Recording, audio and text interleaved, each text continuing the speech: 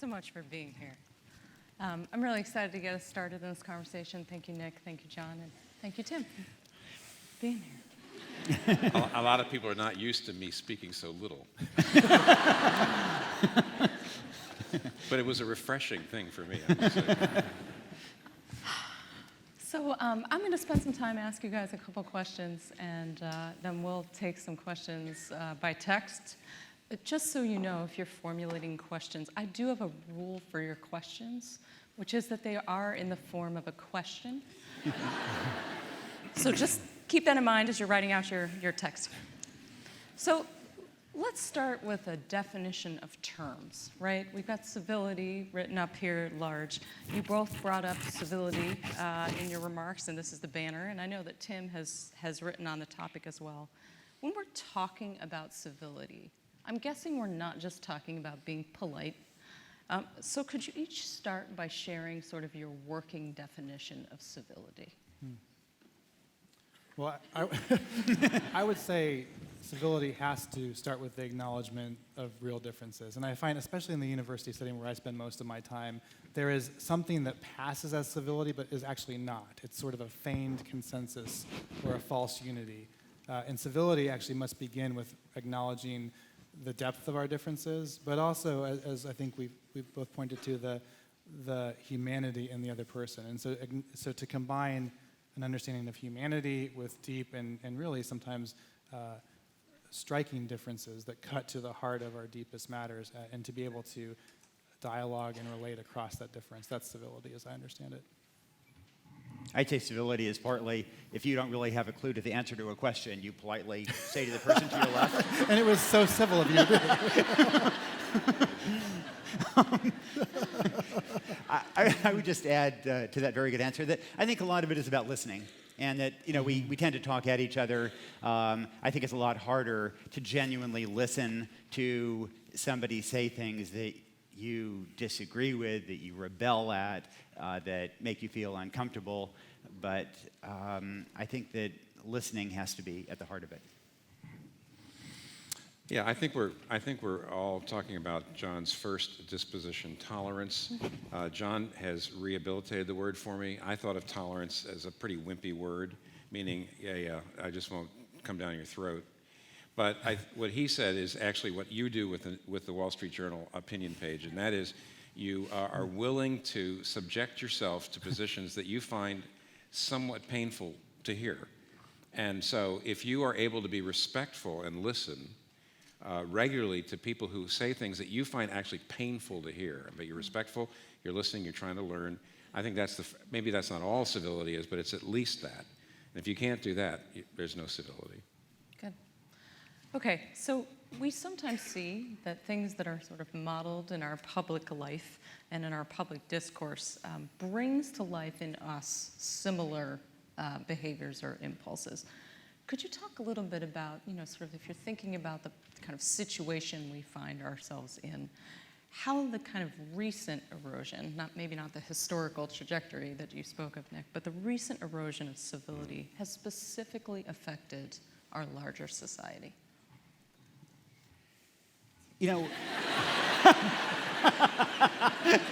Very good.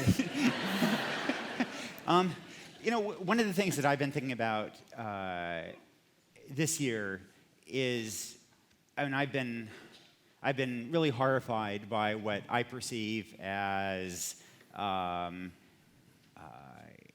innuendos about race or ethnicity, immigration status, religion that I find profoundly offensive coming out of this election.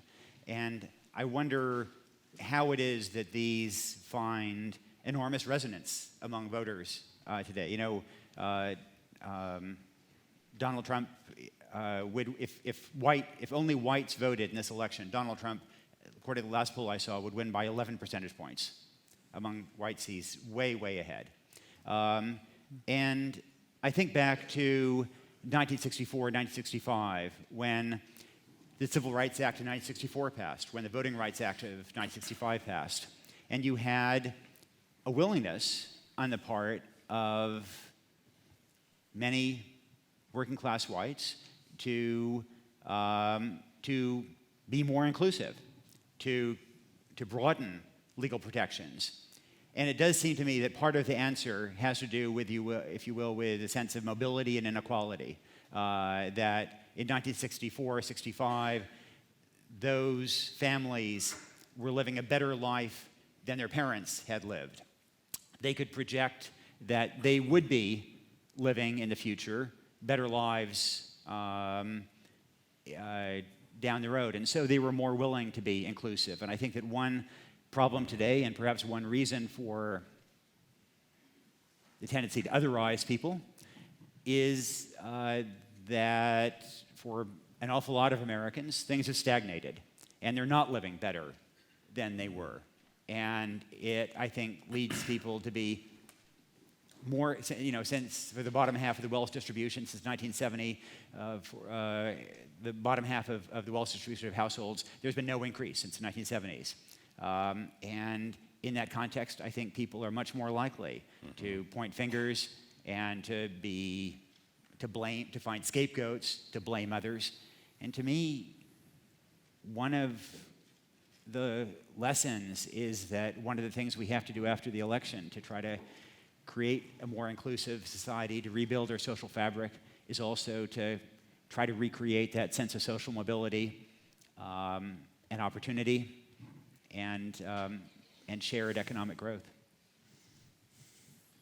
I would add maybe that the sense of fear that seems so prevalent exacerbates all of this, and people have always been afraid, but in some ways the news sources that you described and the constant barrage of media, social media, keeps us ever reminded of the fears out there, and that can build stories and narratives in our own lives.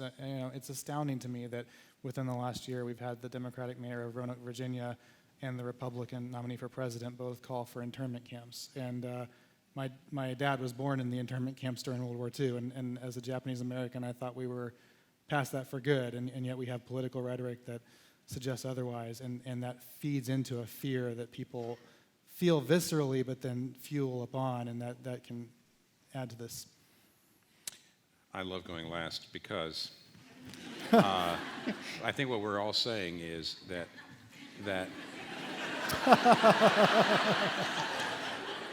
more groups of people feel insecure. I do think that non-white people in this country have always felt insecure. They've always felt fragile. They've always felt their interests could just suddenly turn. And now, for the first time, white people actually also feel insecure. A lot of them because they are not terribly, they're not in the cosmopolitan elite, and they feel like their wages are stagnating and so on. A lot of them because it's the same reason actually that Brexit went through, that virtually everybody now feels besieged somehow.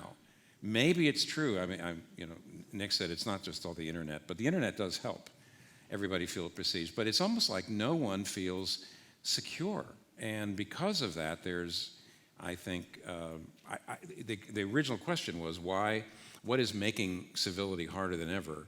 And in some ways, there was a faux civility because the people in power threw scraps to the people who are out of power, by and large, silenced them.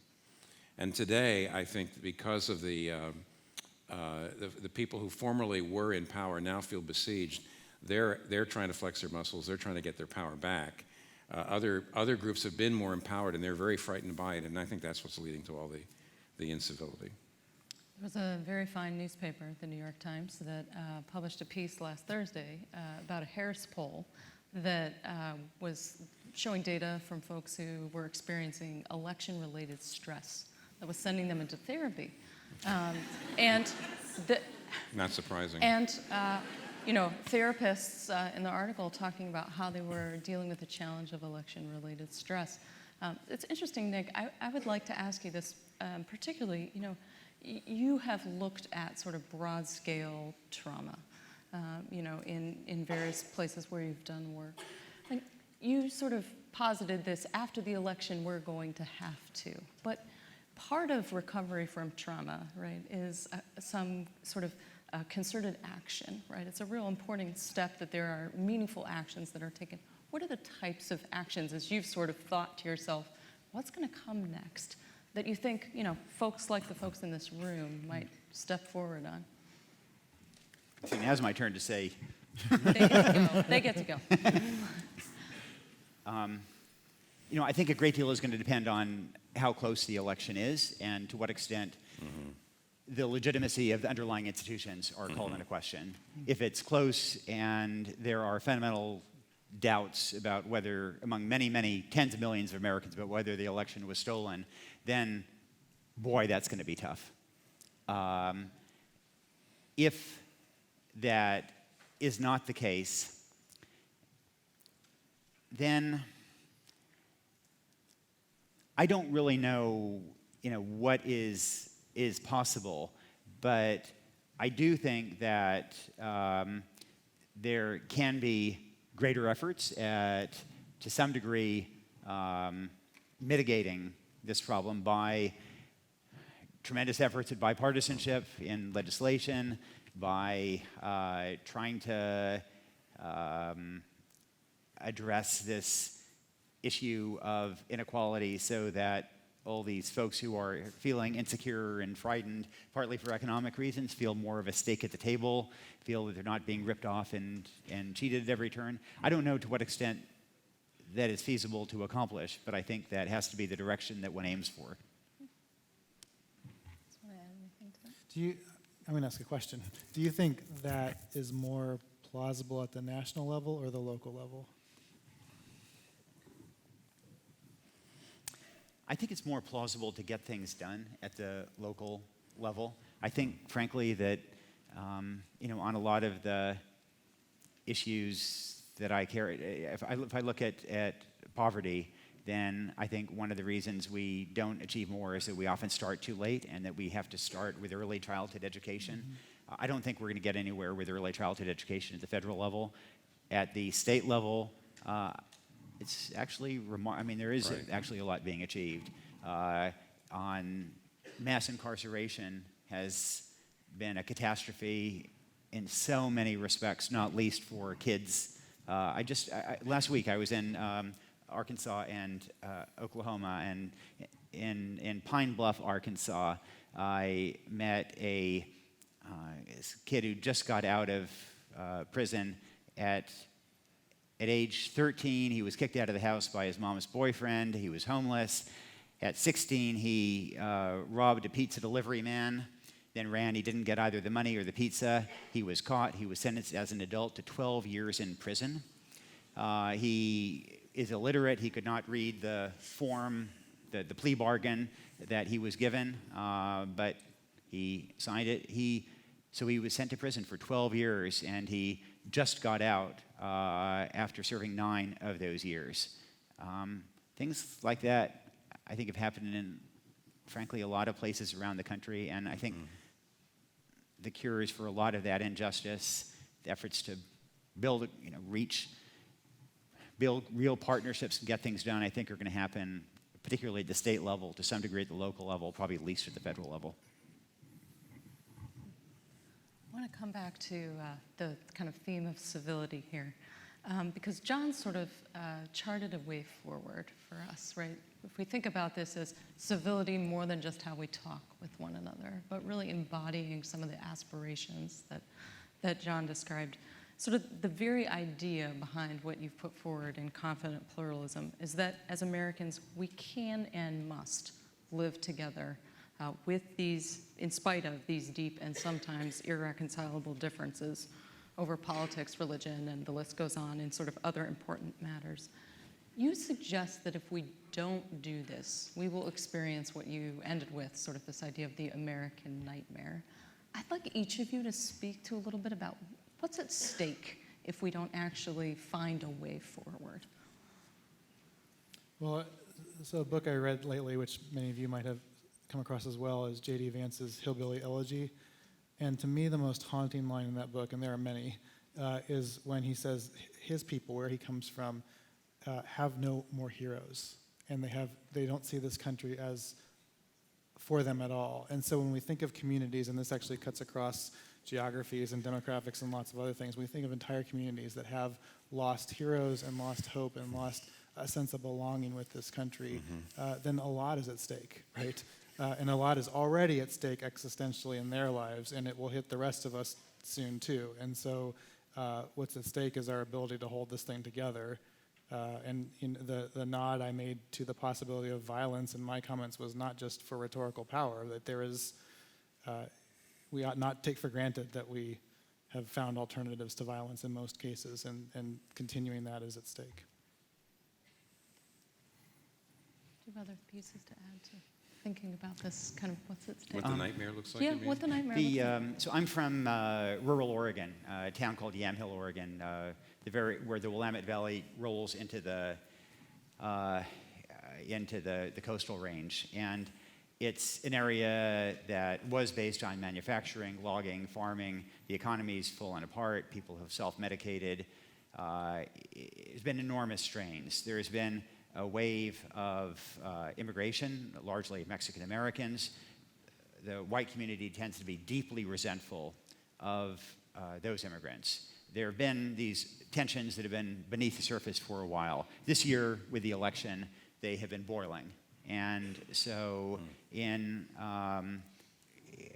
one of the nearby towns, Forest Grove, a bunch of the white kids stood up in the middle of, I think it was chemistry class, and started chanting, "Build the wall, build the wall."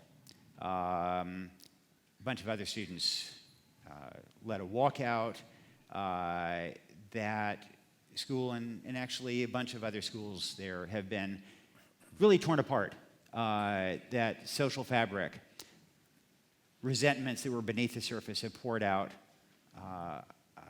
and there haven't been fistfights, violence that I know of yet, but to me, kind of that is what is at stake, that the social fabric of my hometown, of my community, took generations to build up, feels like it's ripping. And I think that unless we sort this out in the coming months, it really will rip open. I don't have any, yeah. The nightmare can go in either way, because you see, on the one hand, I could foresee, I could see white nationalism getting powerful and then creating real violence between the races. But I could also see, for example, a kind of cosmopolitan secularism marginalizing religious people, which is the other, another thing that I'm so glad Nick is willing to say is, another kind of prejudice. I mean, in England, up until the 19th century, the middle of the 19th century, you couldn't go to Oxford or Cambridge unless you were an Anglican. So if you were a Baptist, if you were Jew, if you were Catholic, you couldn't go, which meant it basically kept you out of the power. It kept you out of government jobs. It kept you out of, you had to be an Anglican or you just couldn't go in. Now, by the way, in the long run, that was terrible for Christianity. But the point is, if you would ever get to the place where all kinds of people, Orthodox Jews, Muslims, evangelical Christians, had views about moral and social issues that would mean you couldn't have a government job, you couldn't teach at Harvard, Yale, or Princeton, it'd be the same thing. And what Nick is saying is, you need everybody to get together to say, how are we going to reform the criminal justice system? How are we going to deal with childhood poverty? And actually, there's a fair amount of consensus on those things across those religious communities. But if anybody gets marginalized and just like, no, you can't work for us because of these views, then you are going to have little groups working on them, just like now, which you see. In other words, you'll have some people over here working on this, but there will not be any unity. And that's a tragedy, too. That might not be violence the way it might if the white nationalists win. But it would still be a tragedy. So I can see the nightmare kind of going in either direction. There's different kinds of nightmares, but there's still nightmares. I think we're also losing our capacity for empathy, especially in the othering, and at some point that may become irretrievable. And so what does it mean as you were telling the story of the young man, I was thinking of audiences I've spoken to where there would be no empathy, right? It would immediately go to, well, what was his role in the problem, right? And in the other direction, there's there's little empathy for certain religious beliefs, and to start with the recognition that we're human beings, that we're somebody's son or daughter. When you see someone in pain, that their family's in pain too, and we do that less and less with people we see as different, and so they become caricatures or stereotypes or things we read about in the paper and not people. And when we do that long enough, we lose the capacity for empathy, I think. Tim raised the idea of unity, right? And John, you spoke in your remarks to the sort of modest unity that you're looking for here. I want to kind of focus on that word for a minute, sort of the idea of being joined as part of a whole. And then the other word that goes along with that in your larger discussion around pluralism. So sort of a condition or a system in which many groups or principles or sources of authority coexist, to use your word. So your prescription, John, is for us to come together with our neighbors around what you call these three aspirations: tolerance, humility, and patience. Could each of you talk about how you see those particular aspirations helping guide us towards pluralism?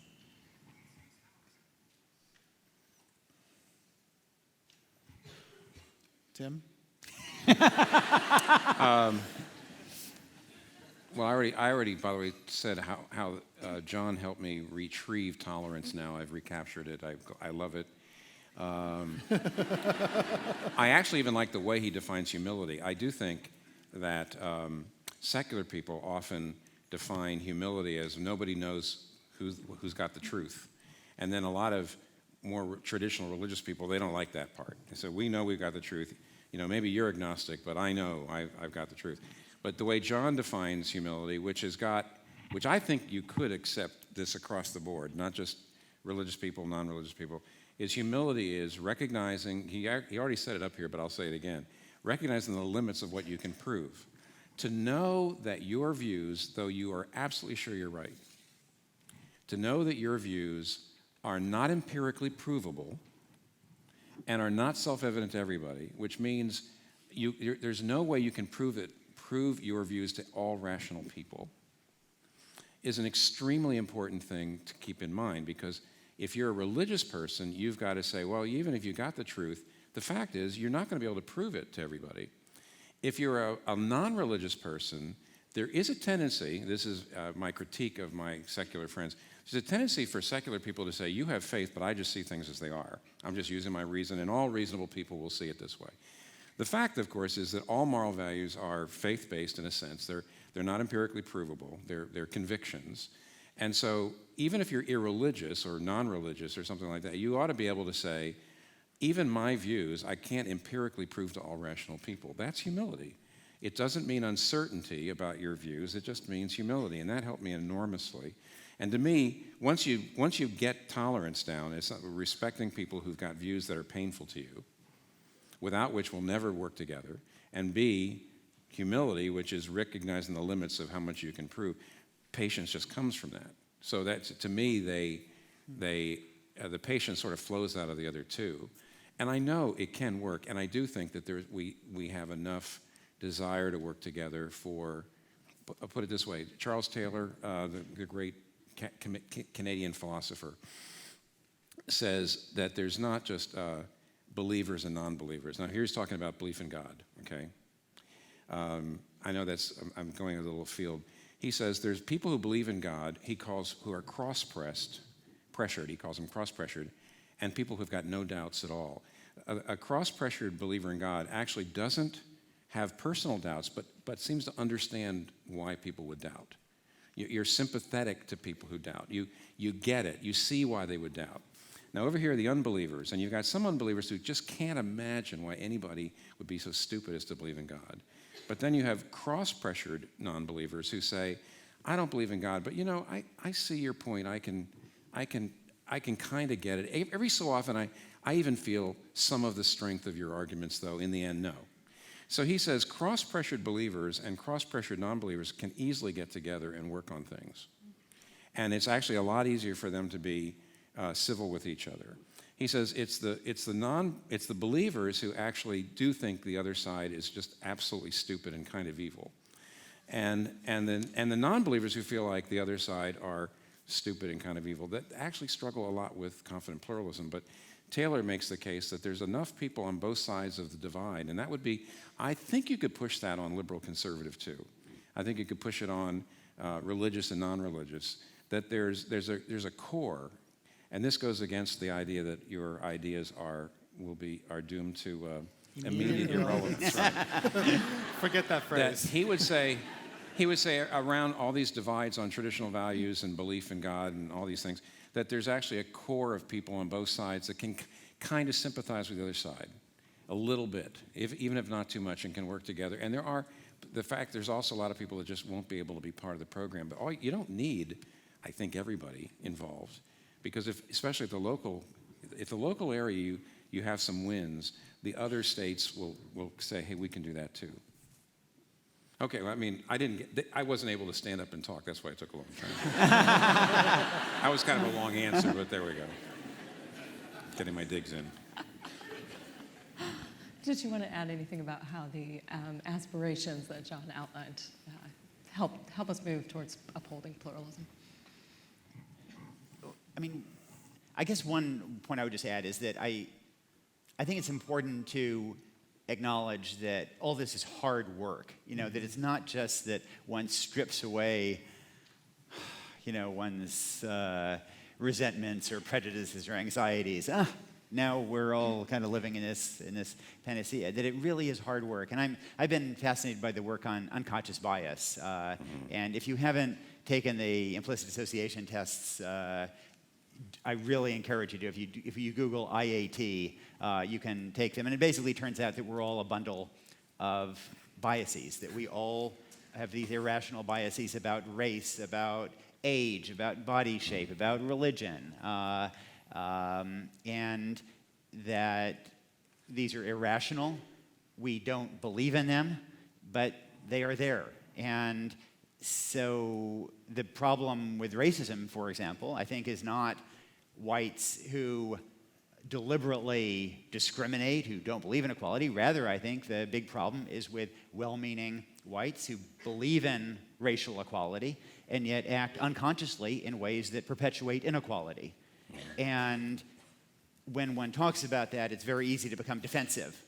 I would never do that, but we all do that.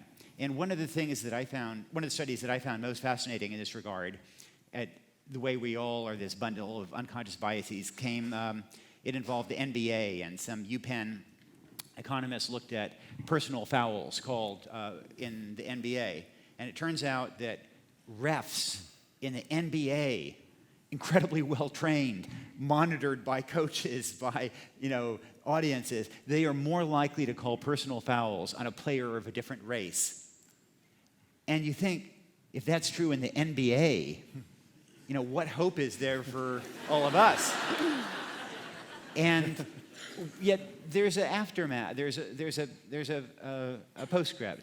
The NBA, when that study came out, it got a lot of attention. This was about 10 years ago. The NBA was furious. It commissioned its own totally bogus study to show that there was no racism with personal fouls. Social science. Yep. But it triggered a lot of discussion among refs, among players, among everybody else. And then some years later, the original economists went back and did a study using the same methodology that they used the first time. And they found that this time, that discrepancy, that disparity had gone away. And it seemed that once the refs were aware of their bias, they were able to overcome it. And I do think that in a larger sense, whether our bias involves race or ethnicity or religion or gender, whatever it may be, that if we're willing to search deeply, acknowledge our own failings, look in the mirror and have really honest discussions with ourselves, then that can be the beginning of a process that results in a fairer judging of others and less otherizing, and perhaps to that greater civility that we aspire to. Well, the one thing I'd say about that, though, is I think it is unlikely to work if it's just about me doing the soul searching and figuring it out. So we need other people, and we need contexts and institutions to push us in that direction. Notice I referred to these three as aspirations. And I originally wanted to call them practices or virtues, but actually those take work and those take time. And so I'm trying to buy some time with aspirations to get us to think about it. But I think that ultimately needs people coming together to practice with each other on these things. It's hard. I think you're exactly right. This is not easy. When I've been on Twitter for a couple of years, and I think my snarky intuitions, I could be really good on Twitter with the first cut, but I seldom actually send those tweets, right? So I pull back and angst and mull and never send it, and then send something kind of vanilla like, here's a good article. And but that actually, but there's maybe some value to that, right? Particularly in the social media space, and for me, it takes a lot of work to get there. John, you brought up something really important that I want to pick up on for our last question, then we'll take some questions from the folks who are here. This idea of institutions, particularly, that are going to help propel this forward and really be a place where we do this hard work together. So you're all authors, you're all public intellectuals. People care about what you think. They paid money to be here to do it. They're watching at home tonight. Yet you possess expertise in areas where you sort of sit in different spots, right? We have a legal scholar, a pastor, and a journalist on the stage who are, speaking from legal institutions, religious institutions, and the institutions of the media. I'm not asking you to be the sole voice for those institutions. I'm asking you to think about those institutions and sort of what are the roles that these different institutions play in providing both inspiration and instruction for addressing these deep divisions in our society? Well, the law, I think, requires a kind of belief that it's working and a confidence in the law. And so part of what lawyers and judges and people who write about the law can do is strengthen the sense that this is, for the most part, working. And when you think about, just for example, Supreme Court nominations in the last 20 years, it doesn't matter which party or which judge. As soon as someone is nominated, that person is, right, an activist, ideologue who knows nothing about the law and is just trying to advance an agenda, when in fact most of these people are actually pretty good judges and pretty good lawyers. That's how they got there in the first place. And when we sort of critique and weaken the institutions, that's not to say that law is above politics. It's not. That'd be naive to say. But a lot of law actually functions as law, and a lot of good people at local levels and national levels are doing good law. And if we give up on that, then we're really in trouble. And so I think part of the reason that I teach law is because I believe law is a thing, right? I haven't walked over a cliff and to the point that law is just whatever the people in power want to say it is. And I want my students who are going to be lawyers to believe that as well. And that doesn't mean your arguments always win. That doesn't mean you always find justice, but it means that you are participating in a system in which you believe and that makes the world a less violent place than it would otherwise be. So what can the media do, Nick? I think the media could play an enormously important role in, at least two respects. One is holding accountable those who lead the waves of otherizing or of bigotry, whatever it may be. And the other is to humanize groups that tend to be prone to being marginalized, disenfranchised. We haven't historically done a good job of that, and I'm afraid that if you think we did a bad job in the last 20 years, we as a media collectively, then I'm afraid we're going to do a worse job in the next 10 or 20. And the reason is essentially that the business model of traditional journalism has largely collapsed. Everybody is desperate for audiences. And how do you build an audience? If you're executive producer of a TV show, what do? You hold it on a press conference by, say, a demagogue. I'm speaking purely randomly, of course. But the reason that television this spring completely passed the mic to Donald Trump was that he boosted ratings. He was the business model for cable TV this spring, and it worked. And having a bunch of people afterward to provide fact-checking commentary was not a useful part of that business model. Likewise, you can do if you're an executive producer, you can go and send a camera crew off to report on, Muslim communities, Muslim families, or whatever other group is marginalized, and your ratings will go down. And so, I hate to say this because I became a journalist because I deeply believe in this profession's capacity to do good. I think that at its best it can do extraordinarily good work.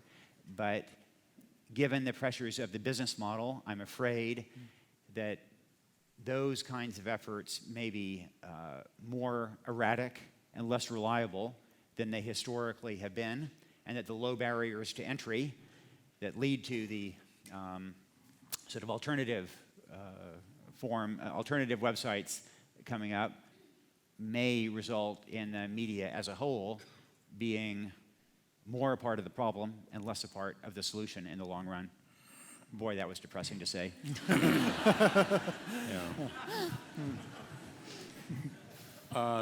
Obviously, what could the church do? Oh my goodness. Well, that could be another whole time. In fact, after all this, we're meeting in a church building, and frankly, we probably ought to have a follow-up just to talk about that, because so many of you probably are, would consider yourself Christian believers. But really, in a nutshell, maybe people could ask more questions so we don't, kill the time we have for questions. But here's the good news. I think the church, unlike, I think Nick was really honest and to say that right now there's a lot against the media being a help in this, just because of the business model problems. The church could go either way, but here's the good news. I like to talk about what could be good. What's good is, this is going to be too fast. One of the things that's good is the old idea of the last 150 years of the national church is dying. The national church idea? I'm Norwegian, they're from Lutheran. I'm, Italian, they're from Catholic. I'm that kind of thing. I'm Scottish, therefore I'm Presbyterian. The idea of the national church, which says this is the religion of this particular nationality, I'm glad that's dying. I hope you know that Christianity has gone more global than any other religion, and there's terrific possibilities here. What I mean by that is 80% of Muslims still live in South Central and Southeast Asia. 80% of Buddhists live still in Far East Asia. 90% of Hindus live in India. But if you take the continents, Europe, Africa, North America, Latin America, South America, and Asia, between 15 and 25% of all world Christians are in every one of those continents. So Christianity is the only religion that's actually really, truly spread. And what that means, of course, as many of you know, there's more, by the way, Presbyterians today in Ghana than there are in all of America and Scotland put together. There's more Anglicans in Uganda than there are in all of North America and Britain put together. And that's just Uganda. And by the way, Nigeria has 4 times more Anglicans than Uganda does.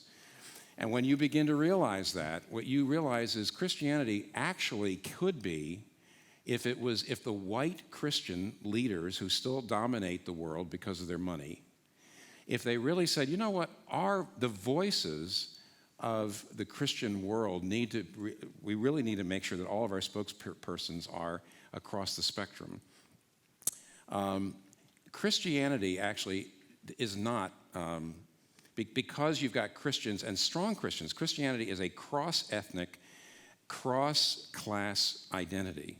So you're a Christian first and you're white or black second. You're a Christian first and you're rich or poor second.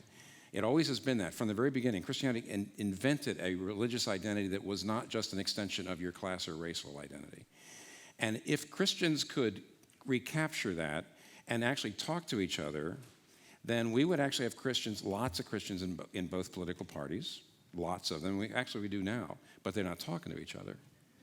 And so the idea that Christianity could be itself a bridge builder that would be a good model for other races and other classes that can't get together.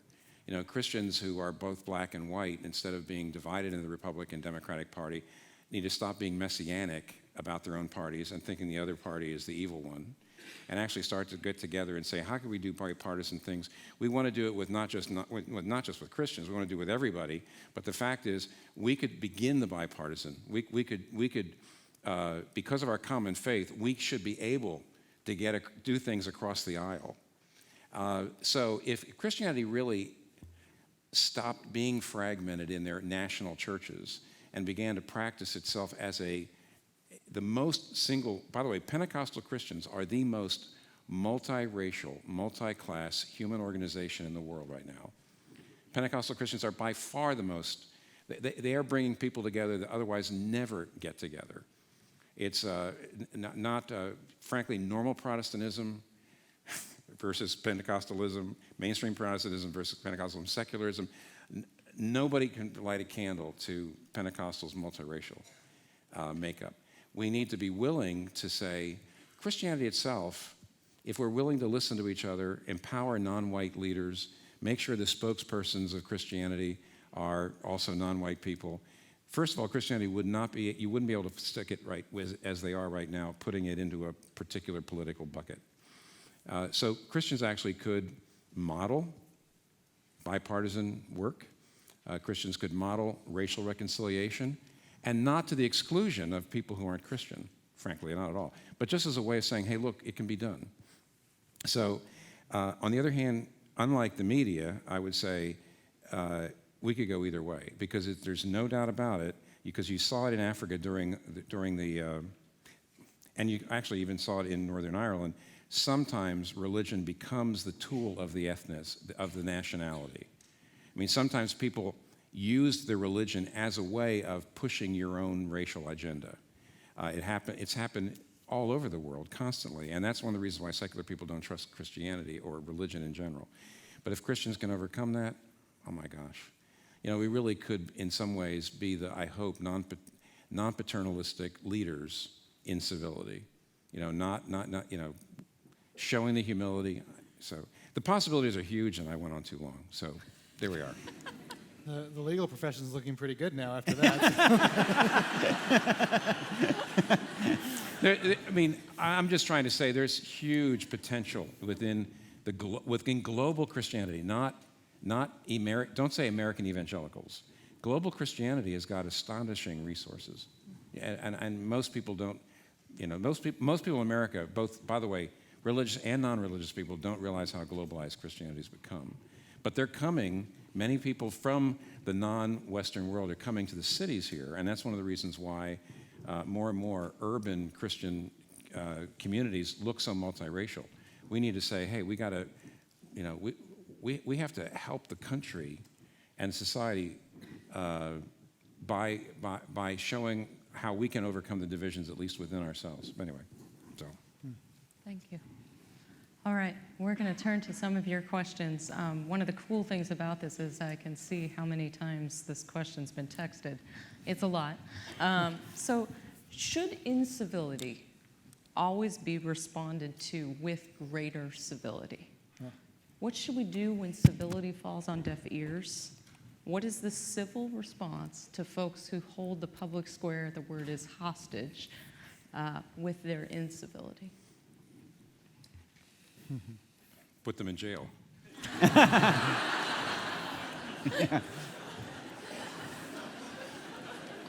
I wasn't going to answer that, so I thought I'd make a joke.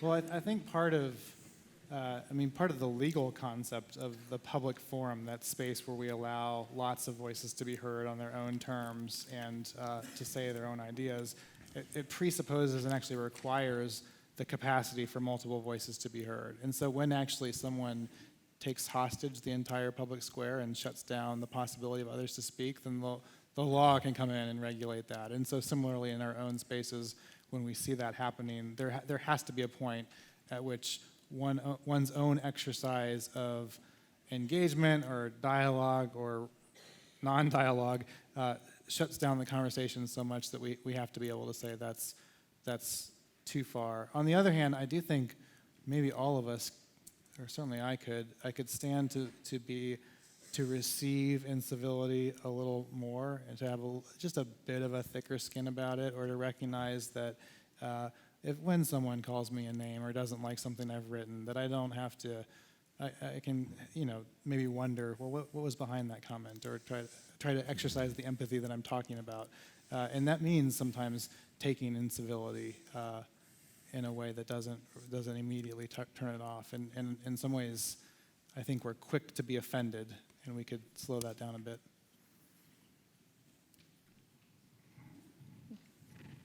Another one?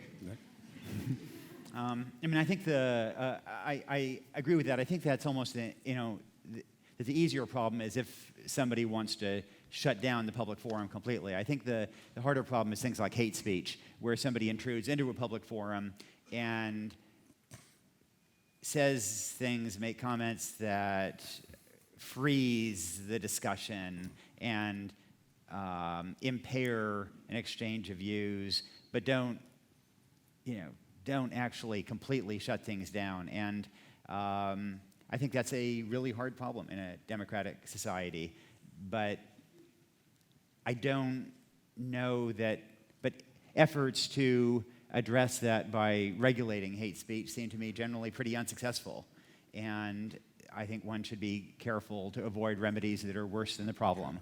So on balance, I think that hate speech, that it's probably better to tolerate it, acknowledging its chilling effect, and respond with speech rather than with regulations. Good. My magic device here tells me that this question has been asked a lot. How can we think about undoing the damage to our culture that Trump's campaign has done? Lots of people asking this question.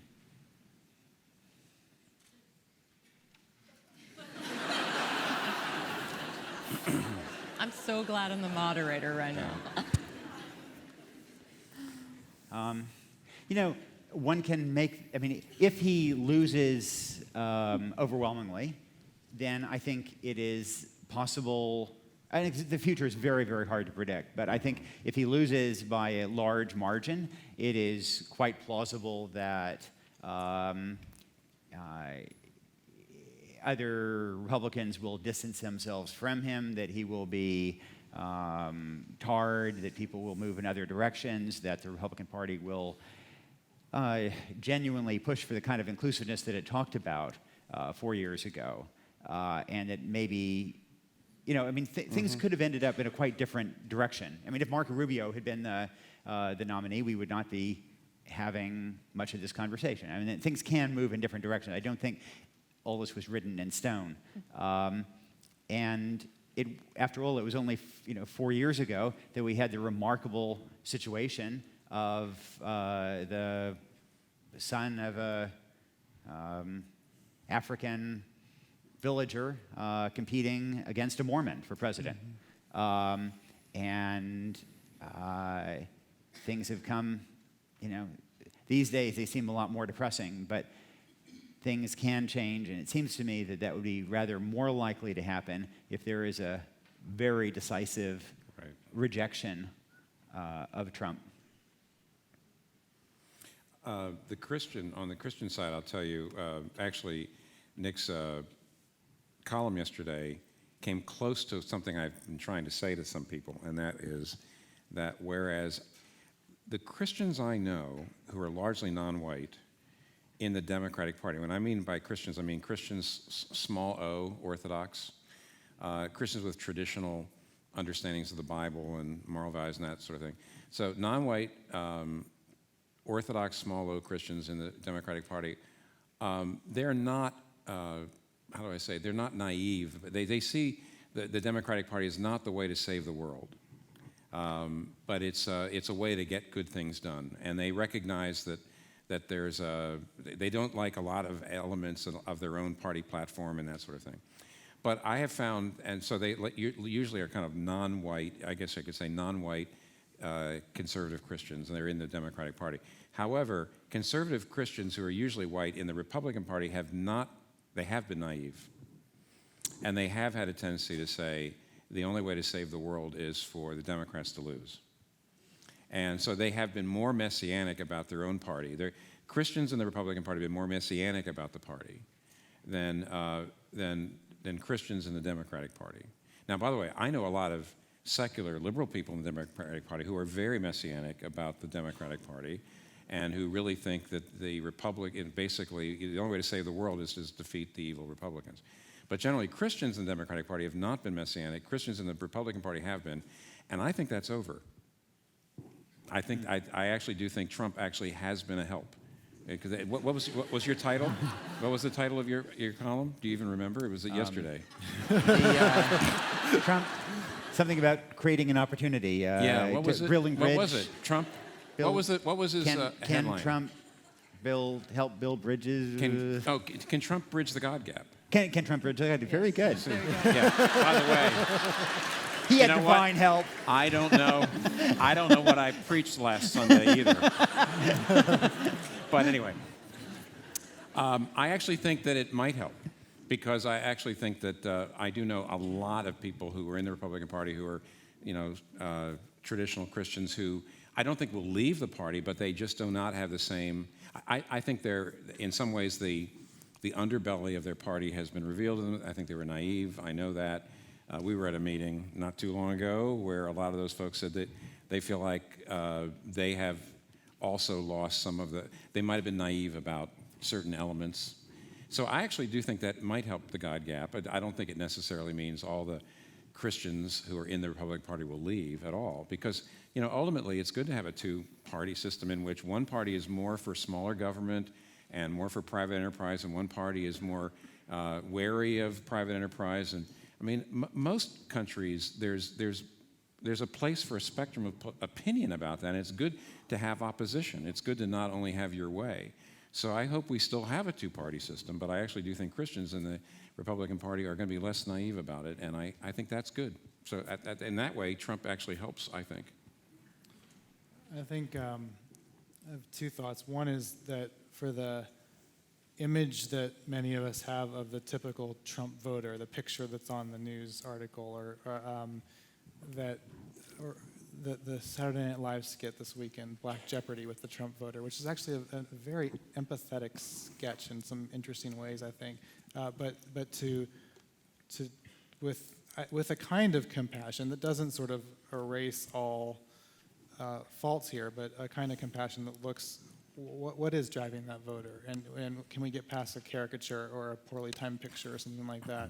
So that's part of, I think, what healing has to look like. And then I think that there are opportunists that are political, religious, and otherwise in this election that have, at great risk to this country and to immigrants and to African Americans, and to a long list of that we could go down, have clamored for power and opportunity. And I hope that through the political process and in other ways that we hold them accountable for where they've taken us. Thank you. Okay. Civility is obviously a really popular topic in this thought stream here. Folks would like to know if civility is only possible in people who possess virtues which are no longer sort of valued or held or taught. Is it possible? Is civility possible? Fake it till you make it. Right? I mean, you can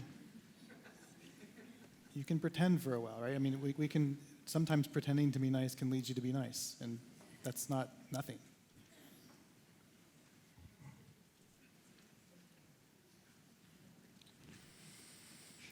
Well, that's the criticism of confident pluralism that he's gotten, and that is that we don't have a culture, or we don't have institutions. In fact, a good example of this is, and here, by the way, here's for those of you who are more conservative in your economics and politics, here's Nick saying that a more capitalistic approach to the media has actually brought about less civility, because the media basically knows that is learned that the best way to get an audience and to be financially viable is to play to your particular slice. People want the me, was it me edition or the me? The Daily Me. The Daily Me. And so what's happened, of course, is that I mean, that's not helped the civility thing at all. And so all I know is that if you, So the people who are trying to say an individualistic, from the liberal point of view, is expressive individualism, therapy, everybody has to be themselves. The conservative point of view is the free market, capitalism, free enterprise without any kind of regulation. Both of those essentially do not create dispositions or virtues of civility. In other words, they basically, the idea of coming together and listening to each other and being respectful.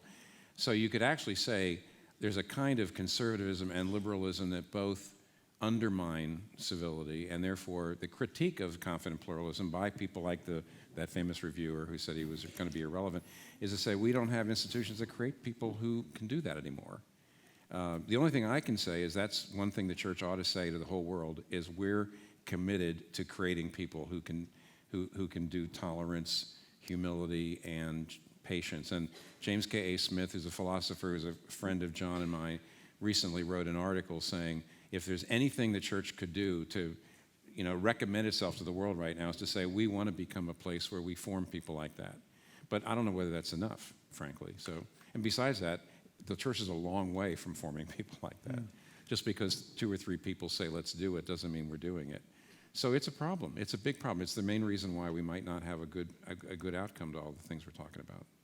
One nice thing, though, is the bar for civility is so low right now that it actually... To increase it 10% would be like nothing.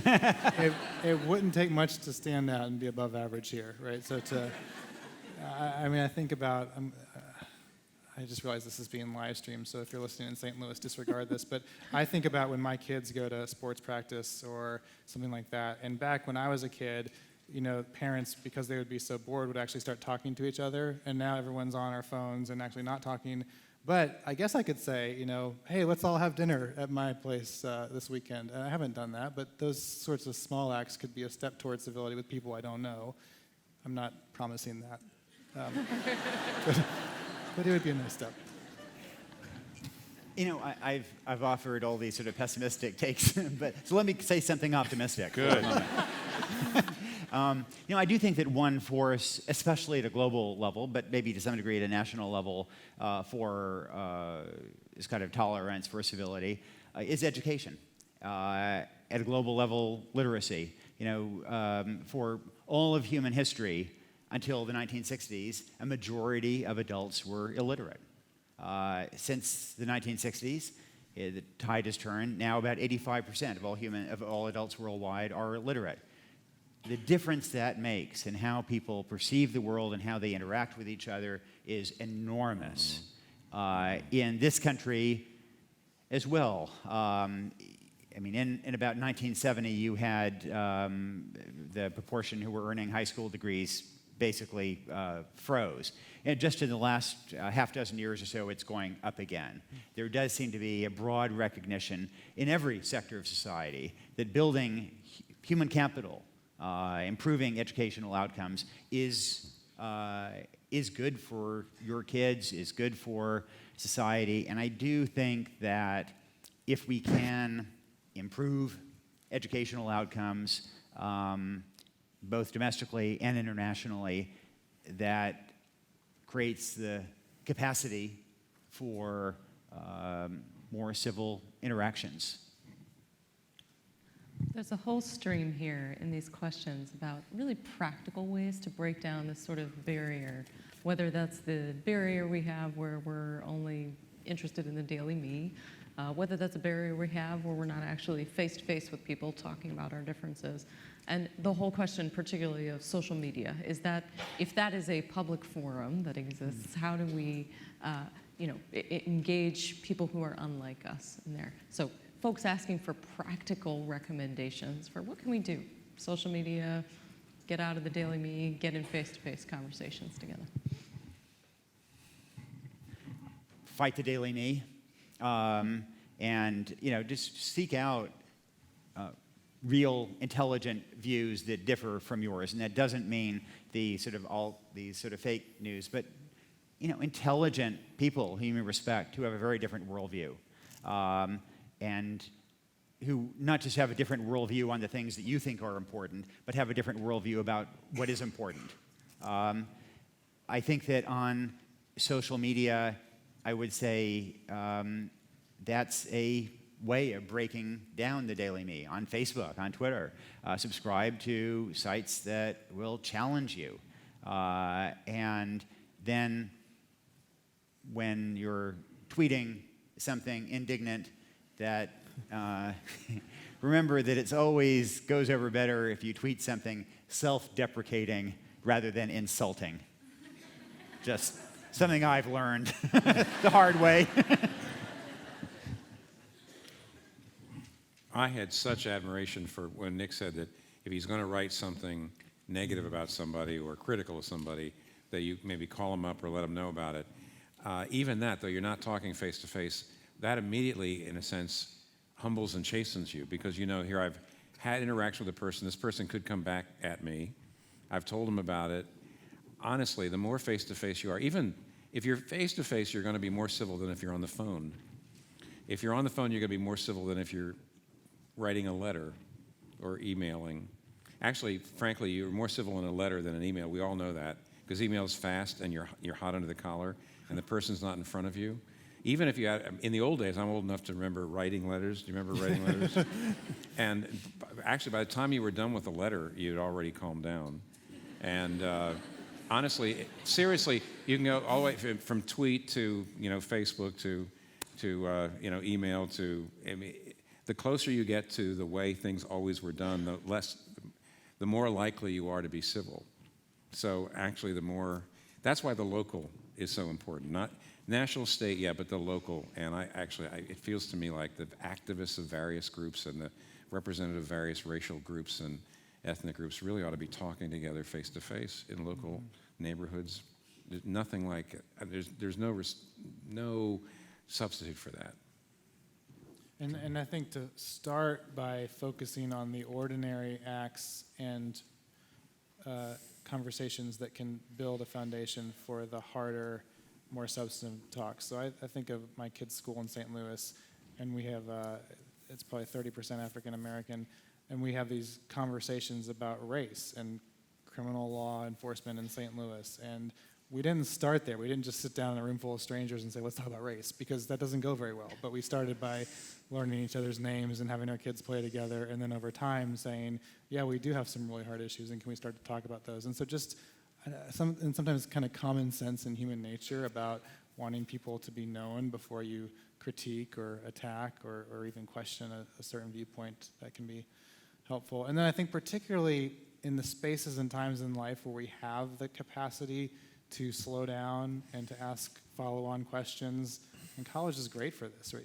Take a risk in college to find someone who's quite different than you, or to take a class you would never take. You won't have those opportunities in other phases of life. So to use the times you have with other people and other ideas to challenge yourself. And then I think this is sort of a point I make in the book, if you really are, the people who are most confident in their own beliefs ought to be the ones taking the most risks, because you want to be challenged in questions about what you think, and you're able even playfully sometimes to enter into challenging conversations because you are confident in what you believe.